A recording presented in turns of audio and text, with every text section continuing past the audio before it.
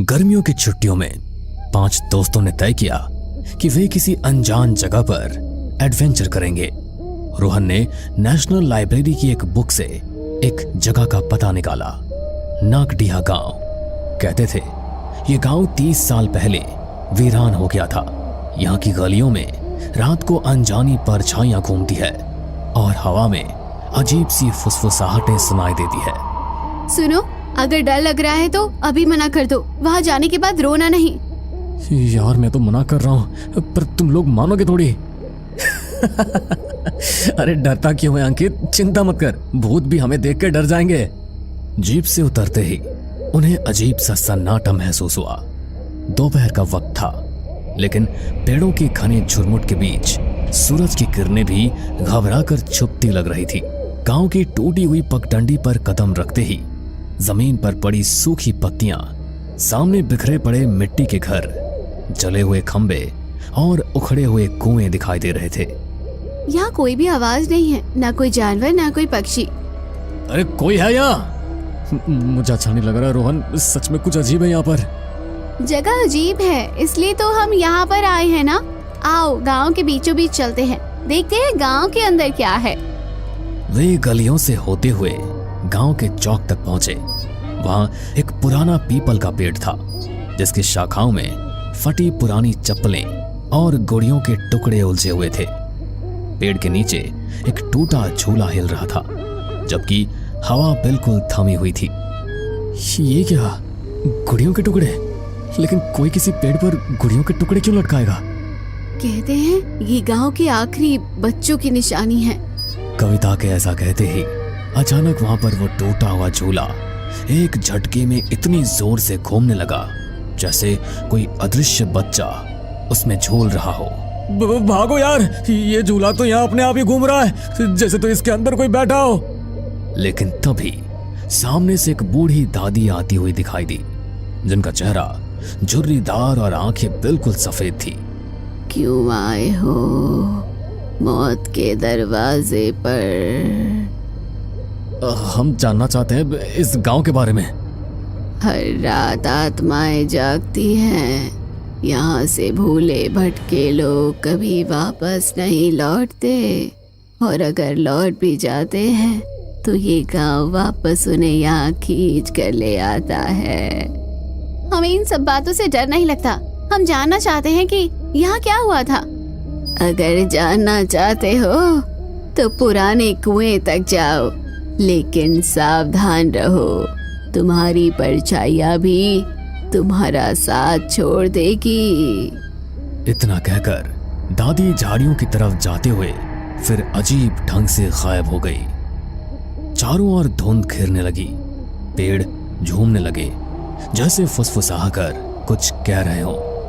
पुराने जर्जर घरों के दरवाजे खुद ब खुद चरमराकर खुलने लगे। अब तो मजाक भी नहीं सूझ रहा यार, दादी की बात सुनकर और यहाँ की हालत देखकर तो मेरी भी हालत पतली हो रही है। चुप रहो, ध्यान लगाओ, ऐसा लग रहा है जैसे शायद कोई हमें देख रहा है। दूर कुएं की तरफ उन्हें एक धुंधली आकृति दिखी, झुकी हुई, चादर ओढ़े, लकड़ी की छड़ी पकड़े जैसे कोई साधु। ये तो कोई साधु बाबा लगते हैं। चलो उनके पास चलकर पूछते कि आखिर इस गांव के खाली होने के पीछे क्या कारण था और क्यों लोग इसे भूतिया समझते हैं। चलो। वे कांपते दिल के साथ धीरे धीरे कुएं की ओर बढ़ने लगे, जहां रात की पहली चीख उनका इंतजार कर रही थी। धुंध गाढ़ी होती जा रही थी, उन लोगों के कदम जैसे अपने आप भारी हो गए थे। हर ओर अजीब सी सिसकियों की आवाजें गूंज रही थी। कुएं के पास पहुंचते ही एक बदबूदार हवा का झोंका आया, जैसे कोई सड़ी हुई चीज वहां पड़ी हो। ये बदबू कैसी है यार? चुप रहो और उन साधु के पास चलो।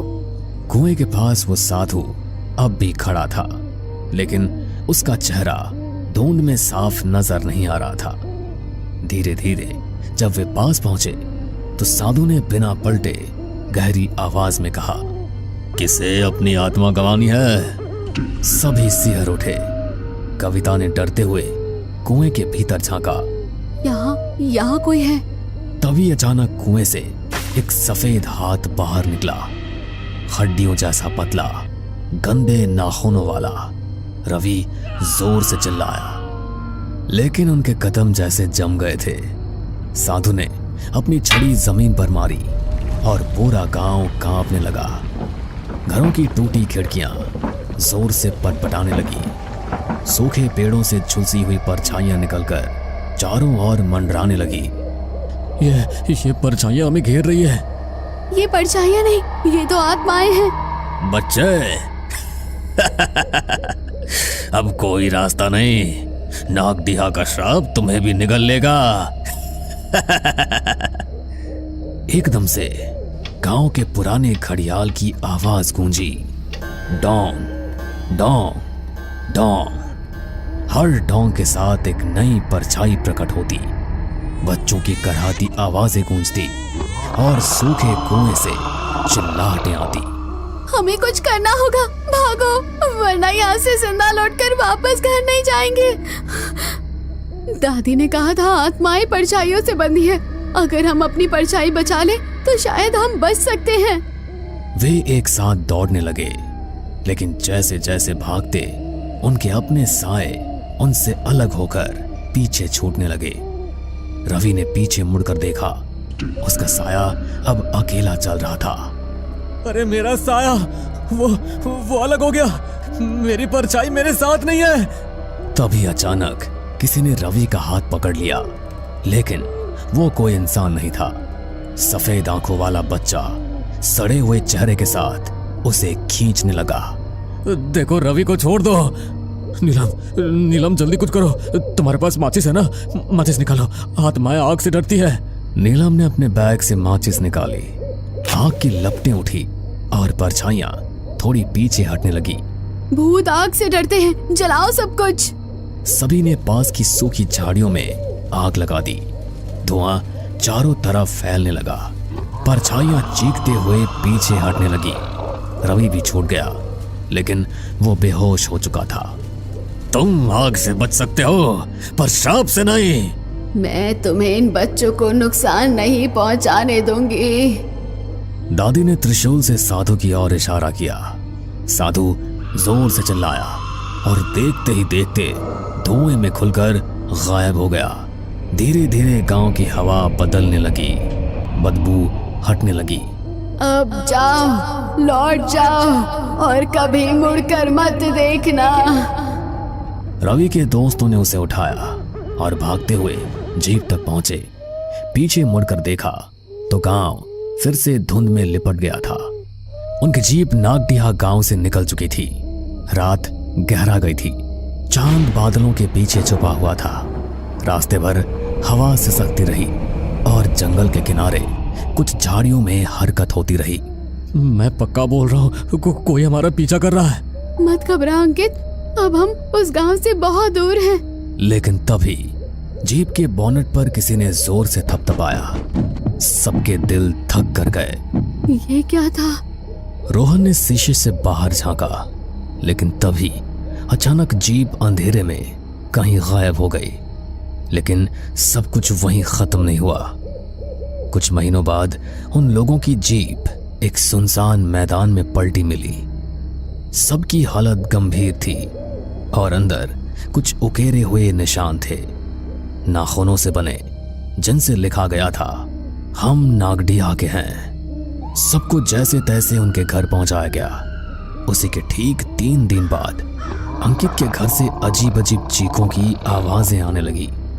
पड़ोसी दौड़े, उन्होंने घर का दरवाजा तोड़ा, लेकिन अंदर जो देखा उससे उनकी आत्मा कांप गई। कमरे की दीवारों पर खून से कुछ चित्र बनाए गए थे, सड़े हुए चेहरों, सूखे हाथों और उल्टे पेड़ों के, और बीच में अंकित खुद छत से उल्टा लटका हुआ, लेकिन चेहरे पर भयानक मुस्कान थी। और कविता, वो अपने घर में आईने के सामने खड़ी थी। आईना धुंधला हो गया था, लेकिन जब धुंध छटी तो उसमें उसकी बजाय काले चितड़े पहने बच्चों की मंडली दिखी जो उसे घूर रही थी। एक बच्चा फुसफुसाया, अब तुम भी हमारे साथ खेलोगी। और उसी वक्त कविता गायब हो गई। केवल उसका दुपट्टा फर्श पर पड़ा रह गया। अंकित और कविता की हालत जानने के बाद बाकी सब बहुत डर चुके थे। इसलिए नीलम और रवि बचने के लिए एक तांत्रिक के पास पहुंचे। तांत्रिक ने जब उन पर एक खास धूप जलाई तो उनकी असलियत सामने आ गई। उनके शरीर के भीतर आधी आत्माएं अपना कब्जा जमा चुकी थी। उनकी आवाजें दोहरी हो गई थी, आधी इंसानी आधी राक्षसी। तुम्हें बचाया नहीं जा सकता, नागडिहा तुम्हारा घर बन चुका है। और अगले ही पल रवि और नीलम का शरीर बिखरकर काले धुएं में बदल गया। नागडिहा का श्राप सच क्या था? रोहन अब इस बात का पता लगाना चाहता था, क्योंकि अब सिर्फ वही उनमें से जिंदा बचा था और वो मरना नहीं चाहता था। आखिर उस गांव का रहस्य क्या है? क्यों वहां पर इतनी सारी आत्माएं भटकती हैं? ऐसा क्या हुआ था वहां पर? शायद मुझे अगर इस बारे में पता चल जाए तो मेरी जान बच जाए, वरना मैं भी मारा जाऊंगा। ऐसी जगह का इतिहास कहीं ना कहीं तो लिखा गया होगा। हमें नेशनल लाइब्रेरी से इस जगह के बारे में पता चला था, तो इसका पूरा रहस्य भी वहीं पर होगा। रोहन डरता हुआ नेशनल लाइब्रेरी गया। उसने वहां पर हर किताब को छान मारा। घंटों की मेहनत के बाद उसे एक किताब मिली जिस पर लिखा था नागडिहा का रहस्य। मिल गई। रोहन ने किताब को खोलकर पढ़ना शुरू किया और उसे नागडिहा का काला सच पता लगा। इसका मतलब है वो सारी आत्माएं उन बच्चों की है। नागडिहा असल में कभी एक साधारण गांव नहीं था। वो काले जादू और तंत्र मंत्र का गढ़ था, जहां निर्दोष बच्चों की बलि दी जाती थी। इसलिए उनकी आत्माएं आज भी वहां भटकती है। और वहां पर जिस इंसान ने एक बार कदम रख दिया, वहां की आत्माएं कभी उसका पीछा नहीं छोड़ती। अगर कोई वहां से जिंदा बचकर लौट भी आए तो भी कुछ समय बाद वो आत्माएं किसी न किसी तरह से उसे अपने साथ लेकर चली जाती है। और अगली बारी तुम्हारी है। क्या? किताब की आखिरी लाइन पढ़कर रोहन की आत्मा कांप उठी। तभी उसे अपने पीछे से किसी बच्चे के हंसने की आवाज आई। हमारी आत्मा कभी मुक्त नहीं हुई और तुम हमारे पास आए थे तो मैं तुम्हें वापस लेने के लिए आया हूँ। अब तुम भी हमेशा हमारे साथ नागडिहा में ही रहोगे। रोहन ने डरते हुए पीछे मुड़कर देखा तो बच्चे की भयानक आत्मा उसके सामने खड़ी थी। लेकिन देखते ही देखते वो बच्चा उसकी आंखों के सामने से कहीं गायब हो गया। रोहन थोड़ा निश्चिंत हुआ कि बच्चे की आत्मा वहां से चली गई है। लेकिन तभी उस किताब के अंदर से किसी ने हाथ बढ़ाया और उसे किताब के अंदर खींच लिया। वो पांचों दोस्त भी अब उन बच्चों की आत्माओं के साथ उसी भूतिया गांव का हिस्सा बन गए हैं। और आज भी अगर कोई एक बार भी नागडिहा की जमीन पर कदम रख देता है तो वहां की आत्माएं कैसे ना कैसे उसे अपने साथ ले ही जाती है। तो हेलो गाइस, मैं हूं आपका दोस्त और होस्ट चेतन। तो आज एक बार फिर स्वागत है आप सभी का हमारे एक और नए हॉरर पॉडकास्ट में। और आज हमारे साथ मौजूद है मशहूर पैरानॉर्मल इन्वेस्टिगेटर मिस्टर मेहुल, जिन्होंने बहुत से इंटरनेशनल हॉरर लोकेशंस को भी कवर किया है। तो मेहुल, हमारे दर्शकों के साथ जरा अपने कुछ हॉन्टेड एक्सपीरियंस शेयर कीजिए, जिसको सुनकर दर्शकों के साथ साथ हम सबके भी रोंगटे खड़े हो जाए। बिल्कुल चेतन, मैं आपके साथ अपना कल रात का ये हॉन्टेड एक्सपीरियंस शेयर करता हूँ, जो मेरी पूरी जिंदगी का सबसे ज्यादा दिल दहला देने वाला एक्सपीरियंस रहा है। तो फिर शुरू करते हैं इस पॉडकास्ट को। जी बताइए। एक्चुअली कल की उस हॉन्टेड लोकेशन पर जाने से पहले ही मुझे कुछ साइंस मिलने शुरू हो गए थे। माँ ने भगवान की आरती की तो पूजा की थाली माँ के हाथ से छूटकर नीचे गिर गई। मंदिर में भगवान के सामने जल रहा दिया भी अचानक से बुझ गया। माँ तो पहले ही मेरे इस काम से बहुत डरी हुई रहती है, और जब ये हुआ तो माँ और ज्यादा घबरा गई। बेटा, आज तू कहीं मत जा। भगवान भी बार बार यह आदेश देकर तुझे वहां जाने से रोकना चाह रहे हैं। मेरा मन बहुत बेचैन हो रहा है। बेटा, तू उस जगह पर मत जा, वो ठीक नहीं है। अरे माँ, तुम तो इस तरह से डर रही हो जैसे मैं पहली बार किसी हॉन्टेड लोकेशन पर जा रहा हूँ। मुझे कुछ नहीं होगा, तुम मेरी चिंता मत करो। माँ ने मुझे बहुत रोका, लेकिन फिर भी मैं माँ से बहस करके कुछ देर बाद घर से निकल गया। उस समय तकरीबन रात के 11:30 बज चुके थे। मेरे घर से वो हॉन्टेड लोकेशन ऑलमोस्ट 1 घंटे के डिस्टेंस पर थी। मैंने अपनी गाड़ी निकाली और हमेशा की तरह अपने फेवरेट गानों की प्लेलिस्ट सुनता हुआ लोकेशन के लिए निकल गया। ड्राइव करते मुझे थोड़ी देरी हुई थी, लेकिन कल रात पहली बार मेरे मन में एक अजीब सी बेचैनी हुई। मैंने सोचा कि घर वापस चला जाऊं, लेकिन मैंने अपने व्यूअर से उस लोकेशन पर जाने का प्रॉमिस किया था, तो मैं वापस नहीं जा पाया। लगभग पौने घंटा ड्राइव करने के बाद मैं उस लोकेशन पर पहुंचने ही वाला था कि तभी अचानक से चलते चलते बीच रास्ते में ही मेरी गाड़ी बंद पड़ गई। आसपास का एरिया बिल्कुल सुनसान था। ऐसे में अब मैकेनिक तो मिलता नहीं, तो मैं पैदल ही आगे बढ़ने लगा। मैं फ़ोन में लोकेशन के अकॉर्डिंग आगे बढ़ रहा था कि न जाने क्यों अचानक मेरा फ़ोन हैंग होने लगा। अरे यार, अब मैं लोकेशन पर कैसे पहुंचूंगा? इस फोन को भी ऐसी जगह पर हैंग होना था। मैं खुद से ऐसा कह रहा था कि तभी मेरे कंधे पर किसी ने अपना हाथ रखा। ऐसे सुनसान इलाके में अगर तुम्हारे कंधे पर कोई अचानक अपना हाथ रख दे तो एक पल के लिए तो हमारी सांसें रुक जाएंगी। मेरे साथ भी ऐसा ही हुआ। डर के मारे मेरी धड़कन तेज हो गई। हिम्मत करते हुए मैंने पीछे मुड़कर देखा तो एक बूढ़े आदमी ने पीछे से मेरे कंधे पर हाथ रखा हुआ था। उन्हें देखकर मैं थोड़ा शांत हुआ। अरे काका, क्यों इतनी रात को ऐसे डरा रहे हो? आपके चक्कर में अभी हार्ट फेल हो जाता मेरा। चला जा यहाँ से। इतनी रात को इस इलाके में तू क्या करने आया है? पता है ना वो भूतिया हवेली है यहाँ पर। अगर उसकी चपेट में आ गया तो जिंदा लौट कर नहीं जा पाएगा। काका, उसी हवेली का रास्ता तो जानना है मुझे। बताओ ना, किधर है वो हवेली? मरना चाहता है क्या? एक बार कहा ना तुझे, चला जा यहाँ से, नहीं तो मारा जाएगा। तू भी मारा जाएगा उन सब की तरह। ऐसा बोलकर बूढ़ा आदमी अपनी गर्दन हिलाते हुए आगे की ओर निकल गए। उनके जाने के बाद मैंने जैसे ही पीछे मुड़कर देखा तो सामने ही मुझे वो हवेली नजर आई। रात के अंधेरे में भी वो हवेली इतनी खूबसूरत लग रही थी, तो दिन की रोशनी में आप सोच ही सकते हैं कि वो हवेली कितनी शानदार लगती होगी। मैं पीठ पर टांगे अपने बैग को कसते हुए उस हवेली पर पहुंचा। मैं अंदर जाने के लिए मास्टर की से गेट खोलने लगा तो मैंने देखा कि गेट पर बहुत सारे ताबीज और न जाने कितने सारे धागे बंधे हुए हैं। मैंने उन ताबीजों को हटाने के लिए जैसे ही उन्हें छुआ तो मुझे एक अजीब सा झटका लगा, जैसे अभी अभी कुछ मेरी बॉडी से निकलकर आर पार हो गया हो। मैं एक बार को थोड़ा कमजोर पड़ गया, लेकिन फिर मैंने हिम्मत करते हुए उन ताबीजों को हटाया और मास्टर की से लॉक खोलकर हवेली के अंदर चला गया। लेकिन जैसे ही मैं उस हवेली के अंदर पहुंचा, मेरे शरीर पर मुझे बहुत भारीपन सा महसूस होने लगा और एक बड़ी सी अजीब सी बदबू पूरी हवेली में फैल गई। वो बदबू इतनी बुरी थी कि मेरी सहन के बाहर हो गई थी। यार, कितनी गंदी बदबू है। अगर थोड़ी देर में यहाँ ऐसे ही रहा तो पक्का मुझे उल्टी हो जाएगी। एक काम करता हूँ, रुमाल पर परफ्यूम लगाकर उसे बांध लेता हूँ। मैंने अपने रुमाल पर परफ्यूम लगाया और उसे चेहरे पर बांध लिया। मैं हवेली के कमरों में इन्वेस्टिगेशन करने के लिए आगे बढ़ा, तभी मुझे वहां किसी औरत की पायलों की आवाज सुनाई दी, जैसे अभी अभी कोई औरत बड़ी ही तेजी से मेरे पीछे से भाग कर गई हो। तब तो आप ऑब्वियसली काफी ज्यादा डर गए होंगे। अरे, मेरी तो मानो आत्मा ही एक पल के लिए मेरे शरीर से निकल गई। मैंने थोड़ी हिम्मत की, पीछे मुड़कर देखा तो वहां कोई भी नहीं था, लेकिन ऐसा महसूस हो रहा था कि कोई ना कोई इस वक्त मेरे साथ यहाँ जरूर है। मेरे पूरे रोंगटे खड़े हो चुके थे।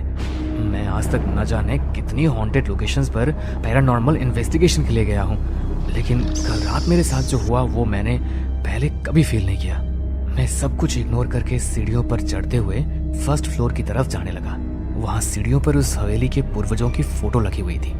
मैं उन पर फोकस करके उन्हें अपने कैमरा में रिकॉर्ड करने लगा, लेकिन उस दीवार पर लगी सभी तस्वीरों में से एक तस्वीर देखकर मेरे होश उड़ गए। मतलब मेरी पूरी बॉडी उस टाइम बहुत बुरी तरह कांप रही थी। ऐसा क्यों? मतलब ऐसा क्या था उस फोटो में? वो फोटो उसी बूढ़े आदमी की थी जो मुझे हवेली के पास मिला था और बार बार मुझे हवेली के पास जाने से मना कर रहा था। उस फोटो को देखकर मेरा माइंड बिल्कुल ब्लैंक हो गया। कुछ सेकंड के लिए तो मुझे समझ ही नहीं आया कि मेरे साथ ये हो क्या रहा है। मैंने डिसाइड किया कि मैं इन्वेस्टिगेशन नहीं करूँगा और वापस अपने घर चला जाऊँगा। लेकिन मैं जैसे ही वहाँ से जाने के लिए नीचे उतरने लगा, तभी किसी ने सीढ़ियों से उतरते हुए मेरे पैरों को पकड़ लिया और मैं सीढ़ियों से लुढ़कता हुआ सीधा नीचे आकर गिरा और मेरा सर सीढ़ी के कोने से टकरा गया। ये देखिए निशान। हाँ भाई, काफी तेज चोट लगी आपको तो, देखो जरा। नहीं प्लीज, टच मत करना, पहले ही बहुत दर्द है इसमें। Okay please continue. मुझे माथे पर चोट लगी तो मैंने हाथ लगा के देखा, हल्का खून निकल रहा था। मैंने अपने बैग से कपड़ा निकाला और खून को साफ करने लगा।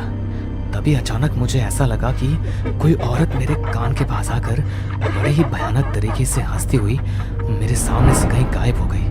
अब मेरी हिम्मत जवाब दे चुकी थी। मैं जितनी तेज चल सकता था उतनी तेज चलता हुआ मेन गेट की तरफ पहुंचा। लेकिन मैंने जैसे ही दरवाज़ा खोलने के लिए दरवाजे को हाथ लगाया, वैसे ही एक बहुत भयानक औरत अचानक मेरे सामने आ गई। उसने लाल रंग की पुरानी सी साड़ी पहनी हुई थी। उसका पूरा शरीर बुरी तरह जला हुआ था। आंखें बिल्कुल सफ़ेद और वही गंदी बदबू उसके अंदर से आ रही थी। उसे अपने सामने देखकर मैं इतनी बुरी तरह डर गया कि मुझे समझ ही नहीं आया कि अब मैं करूं तो करूं क्या। लेकिन फिर भी मैंने हिम्मत की और सोचा इसे नज़रअंदाज करूंगा तो शायद यहाँ से निकल पाऊं। लेकिन तभी वो औरत मुझे बड़े ही भयानक तरीके से देखते हुए मेरी तरफ बढ़ने लगी। उसे देखकर मैं अपने कदम पीछे की ओर लेने लगा। तभी मुझे लगा कि कोई पीछे से मेरी शर्ट को पकड़कर खींच रहा हो। मैं और ज़्यादा डर गया। मैंने पीछे मुड़कर देखा तो एक 7-8 साल की बच्ची बड़ी ही भयानक मुस्कुराहट के साथ हंसते हुए मुझे देख रही थी। उसकी आंखें पूरी काली और पूरा चेहरा कटा फटा हुआ था। मैं उसके चेहरे से अपनी नज़र चुरा रहा था। तभी वो भागकर उसी औरत के पास चली गई और उसके साड़ी के पल्लू के पीछे छुपकर खड़ी हो गई। वो दोनों एकटक मुझे ही देख रही थी। मैं इतना तो समझ गया था कि इनकी आत्मा अब मुझे यहाँ से बाहर नहीं जाने देगी। तो फिर आपने क्या किया? आप कैसे वहाँ से बाहर आए? एक्चुअली मैं ऐसी जगहों पे जाता रहता हूँ तो कुछ चीज़ें अपने पास रखता हूँ। मुझे एकदम से याद आया कि एक बार एक तांत्रिक बाबा ने मुझे इन चीज़ों से रक्षा के लिए एक ताबीज़ दिया था। मैं अपने बैग में उस ताबीज़ को ढूंढने लगा। लेकिन जैसे ही मैंने उस ताबीज़ को अपने हाथ में लिया, तभी उस बच्ची ने उसकी तरफ देखकर एक फूंक मारी और बड़े ही डरावने तरीके से मुझे घूरने लगी। और उसी वक्त वो ताबीज़ जलकर राख हो गया। Oh my God! फिर क्या हुआ? फिर वो दोनों मेरी तरफ बढ़ने लगी। अब सब कुछ मेरे कंट्रोल से जा चुका था। उन दोनों ने मेरे पीछे की ओर किसी को इशारा किया और कोई अदृश्य शक्ति मुझे घसीटती हुई हवेली के एक अंधेरे कमरे में ले गई। मेरा कैमरा और लाइट उस रूम के बाहर ही गिर गए। रूम में बस मेरी लाइट की हल्की रोशनी आ रही थी। मैंने देखा कि वो दोनों आत्माएं हवा में उड़ती हुई मेरी तरफ आ रही हैं। फिर मैंने हिम्मत की और हवेली का गेट खोलने की कोशिश करने लगा, लेकिन वो इतनी बुरी तरह जाम हो चुका था कि मैं अपनी पूरी ताकत लगाकर भी उसे खोल नहीं पाया। तो मैं तुरंत ही सीढ़ियों से चढ़ता हुआ हवेली की छत पर पहुंच गया। मैंने सोचा कि शायद यहाँ पर वो दोनों मुझे कोई नुकसान नहीं पहुंचा पाएगी। तभी मुझे वहां पर वही पायरों की आवाज सुनाई दी। मैंने सामने देखा तो वो औरत हवा में उड़ती हुई मेरे पास आने लगी। तभी मुझे नीचे की तरफ से एक आवाज सुनाई दी। अंकल मेरे पास आओ ना, यहाँ मैं अकेली हूँ। मुझे अकेले बहुत डर लगता है। मुझे आपके साथ रहना है, यहाँ आओ ना। उसकी आवाज को सुनकर मैं जैसे सम्मोहित हो गया और बिना कुछ सोचे समझे छत से कूद गया। जमीन पर मेरा खून फैल गया और थोड़ी देर तड़पने के बाद मेरी मौत हो गई। क्या? मतलब तुम मर चुके हो? नहीं, ऐसा नहीं हो सकता। मैं तो कल रात को ही मर गया था। मेहुल के ऐसा कहते हुए वो किसी भयानक आत्मा के जैसा हो गया। लेकिन अब मैं तुम्हें भी अपने साथ लेकर जाऊंगा। तुम्हें बहुत शौक है ना मुर्दा लोगों और आत्माओं को देखने वाले लोगों की कहानियां सुनने और अपने व्यूअर्स के साथ शेयर करने का। तुम्हारी आज की इस वीडियो में भूत से असली सामना कैसे होता है और भूत क्या कर सकता है सभी देख लेंगे। इतना कहकर मेहुल की आत्मा चेतन को मारने के लिए उसकी ओर झपटने लगा। तभी कैमरामैन ने जल्दी से उस रूम में रखे माता रानी के सिंदूर को मेहुल की आत्मा पर फेंक दिया, जिससे उन सब की आंखों के सामने मेहुल की आत्मा एक जोरदार डरावनी आवाज के साथ वहां से गायब हो गई। और इस हादसे से सहम चुके चेतन ने जब कुछ दिन बाद पॉडकास्ट की रिकॉर्डिंग को देखा तो वो निशब्द रह गया, क्योंकि वीडियो में सिर्फ चेतन ही दिखाई दे रहा था, जो कि अकेले ही अपने सामने वाली खाली कुर्सी की तरफ देखकर बातें कर रहा था। मेहुल इंसान नहीं बल्कि एक आत्मा था, इसलिए वीडियो में सिर्फ चेतन की ही रिकॉर्डिंग हुई थी। हमें पूरा यकीन है दोस्तों कि आप लोगों को ये कहानी जरूर पसंद आई होगी। अगर आपके साथ भी कुछ ऐसे अनकहे किस्से हो चुके हैं तो प्लीज हमारे साथ शेयर करें, हम जरूर अपने चैनल पर उनको दिखाएंगे।